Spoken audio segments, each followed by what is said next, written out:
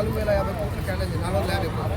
So ఇక్కడ మనకి తెలంగాణలో 450 కోట్లు ఆటో డ్రైవర్ పూర్తిగా నిర్వీర్యం చేశారు. అంటే గవర్నమెంట్ ఇస్తున్న ఏ రకమైన అవకాశం లేకుండా పోయింది.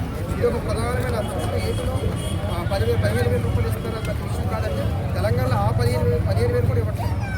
వాళ్ళు ఇంకా పరిస్థితి చాలా ఘోరంగా యూట్యూబ్ సేల్స్ సందర్భంలో కూడా చాలామంది యూట్యూబర్స్ ఈ ఆటో డ్రైవర్ల అంశాన్ని తెర మీద తీసుకొచ్చారు. టీఆర్ఎస్ పార్టీ ఆ స్టాండ్నే ఆయా అంశాన్ని టీఆర్ఎస్ పార్టీ కొనసాగిస్తుంది. ప్రభుత్వం మీద ఏ అంశం మీద పోరాటం చేయాలంటే ఆటో కార్మికుల అంశాన్ని ప్రధానంగా తీసుకుంటారు.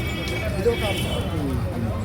ఆరోగ్యం వైద్య రంగానికి 13,306 కోట్లు కేటాయించారు. అదేవిధంగా కొన్ని పథకాలు వాటర్ ఇరిగేషన్ కోసం సుమారుగా 18,000 కోట్లు కేటాయించారు.